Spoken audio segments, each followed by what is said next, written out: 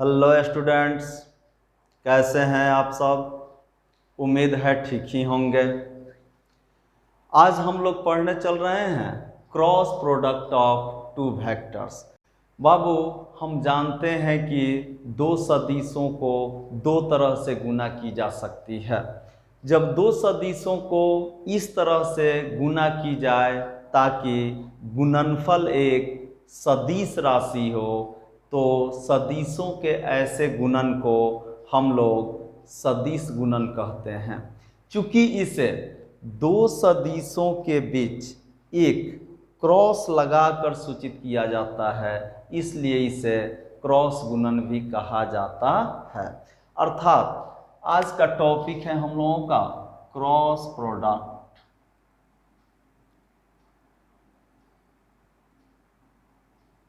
और इसी को हम लोग वेक्टर प्रोडक्ट कहते हैं। क्रॉस प्रोडक्ट और वेक्टर प्रोडक्ट, क्रॉस गुणन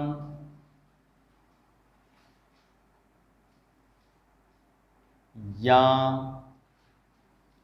सदिश गुणन।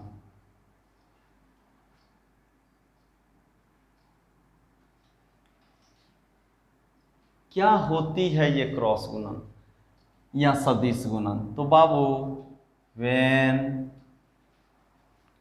We multiply two vectors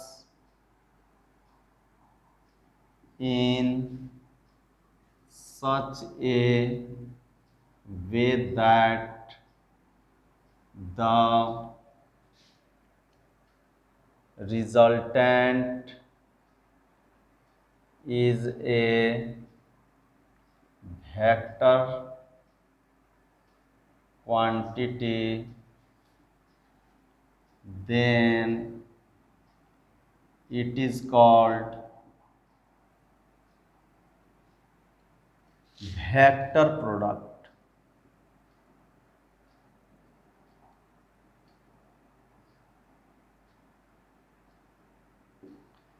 as it is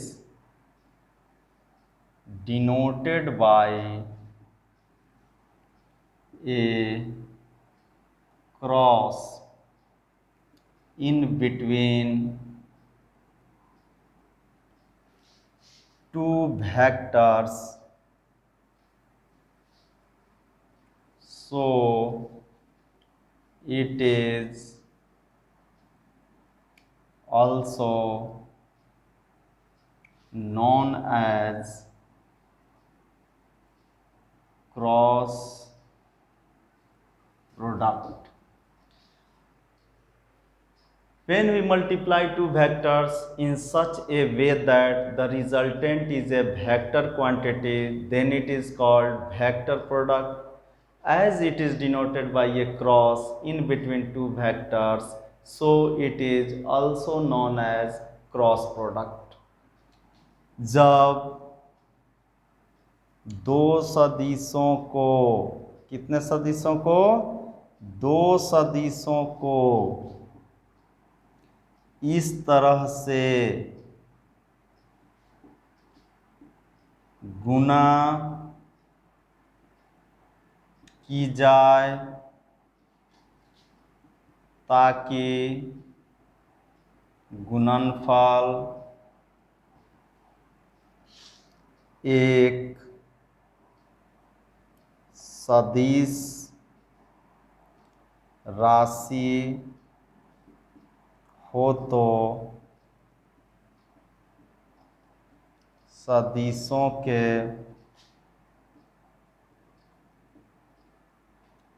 ऐसे गुणन को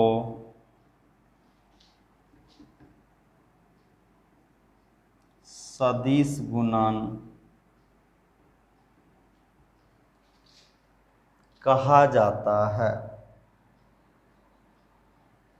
कहा जाता है। चूंकि इसे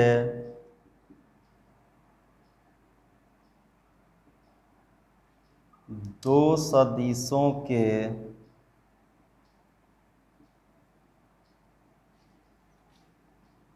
बीच एक क्रॉस लगाकर सूचित किया जाता है।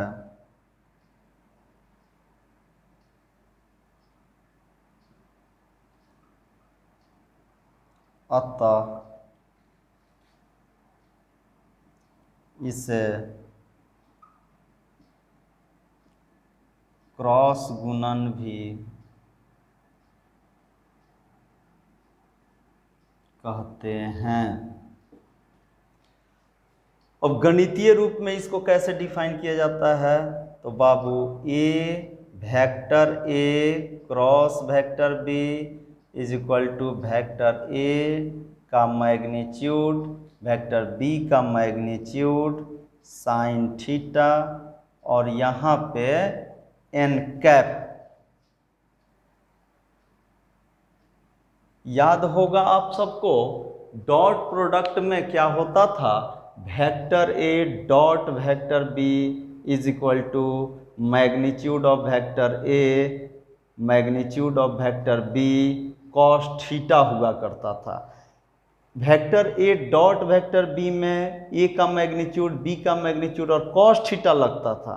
यहाँ vector A cross vector B को परिभाषित की जाती है वेक्टर ए का मैग्नीट्यूड वेक्टर बी का मैग्नीट्यूड साइन थीटा और एन कैप के रूप में। क्या चीज? Vector A cross vector B is equal to magnitude of vector A magnitude of vector B sine theta N cap. Clear? ये वो डॉट प्रोडक्ट की थी परिभाषा गणितीय रूप में और ये क्रॉस प्रोडक्ट की है परिभाषा। वहाँ डॉट दी जाती थी, यहाँ क्रॉस दिया गया है। डॉट लग जाए, अगर दो सदिशों के बीच में डॉट अर्थात बिंदु लगा दी जाती है तो वह अदिश राशि प्रदान करती है, और जब दो सदिशों के बीच क्रॉस का चिन्ह लगा दिया जाता है, ऐसा चिन्ह लगा दिया जाता है, तो यह सदिश राशि देती है।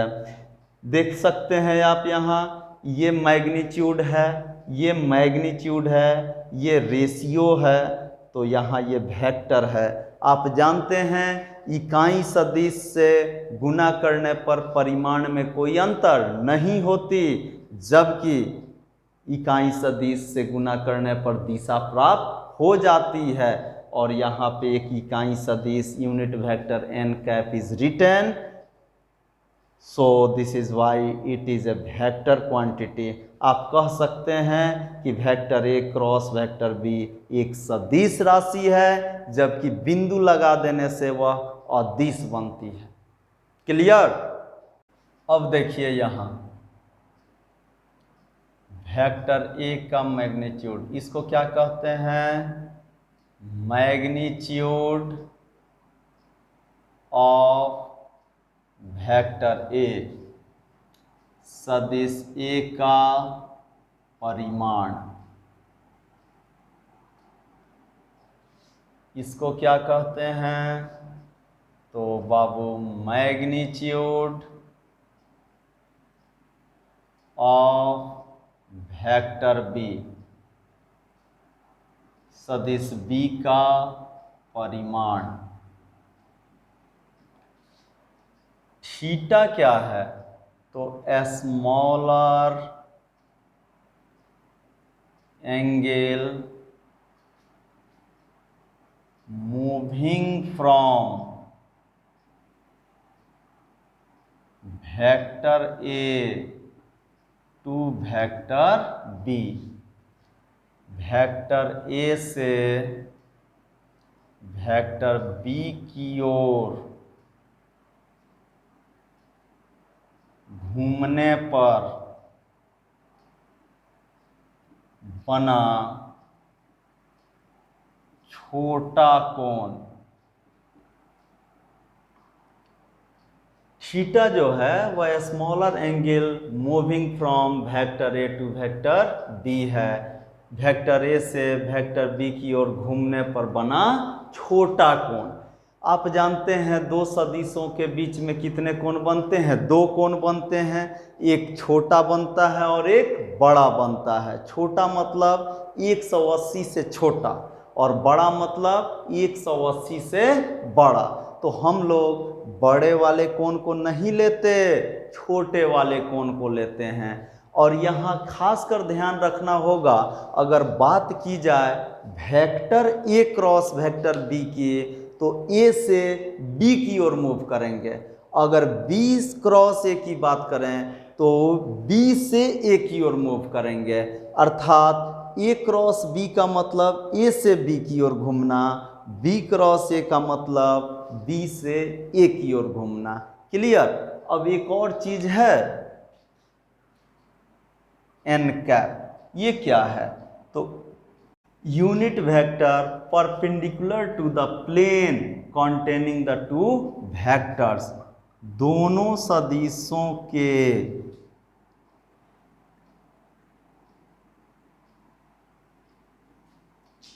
द्वारा बनाए गए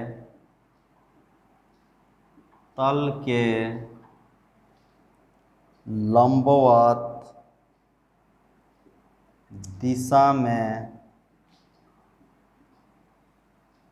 इकाई सदिश। दोनों सदिशों के द्वारा बनाए गए तल के लंबवत दिशा में इकाई सदिश। अर्थात मान लीजिए कि ये एक तल है,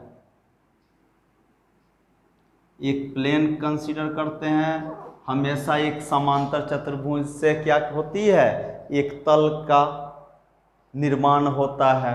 तो यहाँ पे देख सकते हैं आप, ये वेक्टर ए है, ये वेक्टर बी है, और ये दोनों एक तल में मौजूद हैं, एक तलीय हैं ये दोनों वेक्टर्स, और ये जो कोण है वह थीटा है। अब इस तल के लंबवत दिशा में, यानी कि ये जो होगी वह एन कैप होगी, या फिर ये भी हो सकती है। तो बाबू अगर यह N cap A cross B की दिशा में है तो हम ऐसे लिख देते हैं vector A cross vector B, या वेक्टर, तो जब ऊपर वाला हो जाएगा vector A cross vector B, तो नीचे वाला हो जाएगा vector B cross vector A. अर्थात ए से बी की ओर मूव करेंगे तो हम ऊपर की ओर बताएंगे, और जब बी से ए की ओर मूव करेंगे तो हम नीचे की ओर बताएंगे।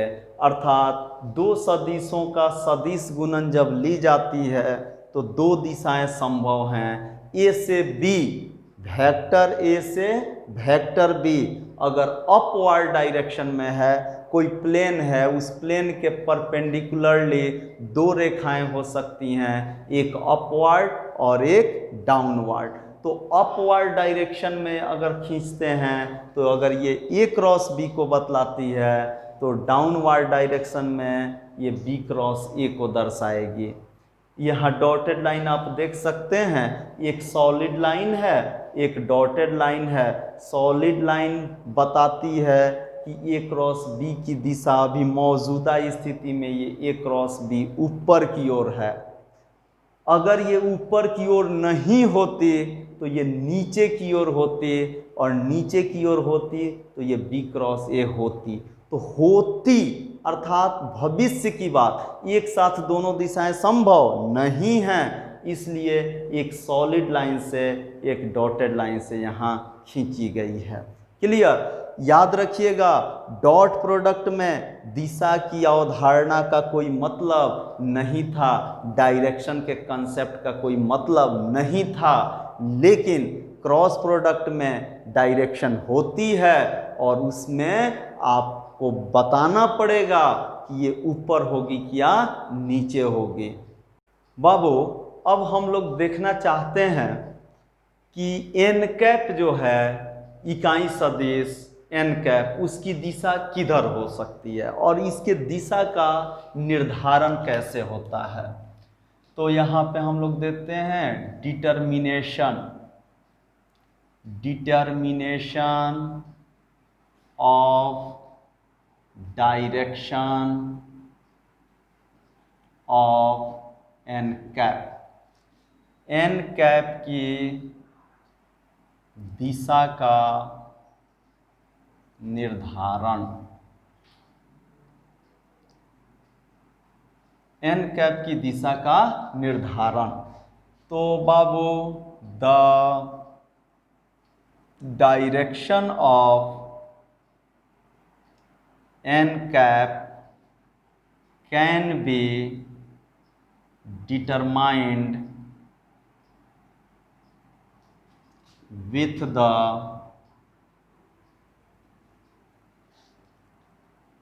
help of right hand, जिसे हम लिख रहे हैं राइट हैंड थंब, थंब मने अंगूठा, दाहिने हाथ के अंगूठा, राइट हैंड थंब रूल। बाबू the direction of N cap can be determined with the help of right hand thumb rule.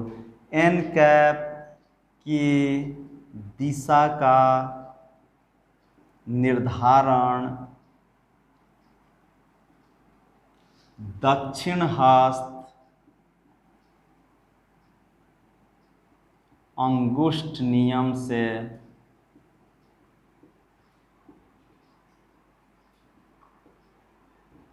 होती है। According to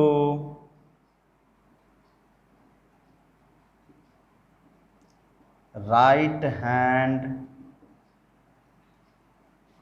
thumb rule,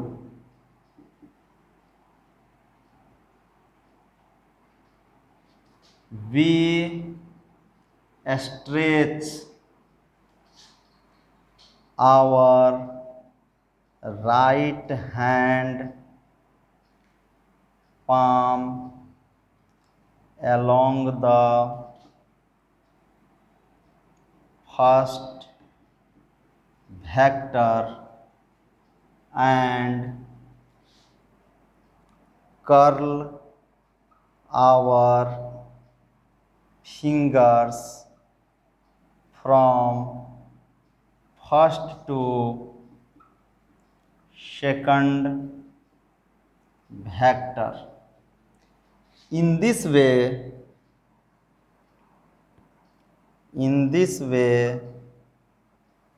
the direction of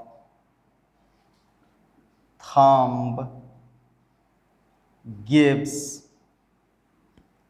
the direction of n cap और vector A cross vector B. इस नियम के अनुसार हम अपने दाहिने हाथ की हथेली को पहले सदिश की ओर फैलाकर अपनी अंगुलियों को पहले सदिश से दूसरे सदिश की ओर मोड़ते हैं। मोड़ने के क्रम में अंगूठे की दिशा दोनों सदिशों के सदिश गुणन की दिशा को बतलाती है। जैसे देखिए, ये जो पतली सी पेन है इसको वेक्टर ए मान लिया जाए और ये मोटी सी जो स्केच है इसको हम बी मान लेते हैं। तो देखिए ऐसे, जैसे ये वेक्टर ए है और ये वेक्टर बी, तो हम क्या करते हैं, पहले वेक्टर की ओर हाथ फैलाएंगे, फैला लिए। अब अंगुली ऐसे तो मुड़ेगी नहीं, पीछे ऐसे मुड़ेगी, तो मोड़िए। मोड़ने के क्रम में अंगूठा किधर बता रहा है, ऊपर, तो ए क्रॉस बी का डायरेक्शन कहाँ हो जाएगा, ऊपर। फिर से देखिए, ए की ओर हाथ फैला लेंगे, ए से बी की ओर अंगुलियों को मोड़ेंगे, अंगूठे की दिशा क्रॉस प्रोडक्ट को बतलाएगी। बी से ए की ओर मोड़ेंगे तो अंगूठे की दिशा कहाँ बताएगी, नीचे। और इस प्रकार हम देखते हैं कि A cross B, vector A cross vector B बराबर नहीं होती है vector B cross vector A के। कारण दोनों के डायरेक्शन सेम नहीं होते, दोनों के डायरेक्शंस एक दूसरे के ऑपोजिट होते हैं। यानी कि आप कह सकते हैं vector A cross vector B is equal to negative of vector B cross vector A. बाबू ये डायरेक्ट बी क्रॉस ए के बराबर नहीं होती, ये negative of vector B cross vector A के बराबर होती है, क्योंकि एक की दिशा ऊपर होती है तो दूसरे की दिशा जस्ट नीचे होती है। अर्थात ए क्रॉस बी कहाँ जाएगी? ऊपर, तो बी क्रॉस ए जाएगी नीचे। तो आप कह सकते हैं the cross product of two vectors do not follow the commutative law. ये क्रम विनिमय नियम का पालन नहीं करते। The cross product does not follow the commutative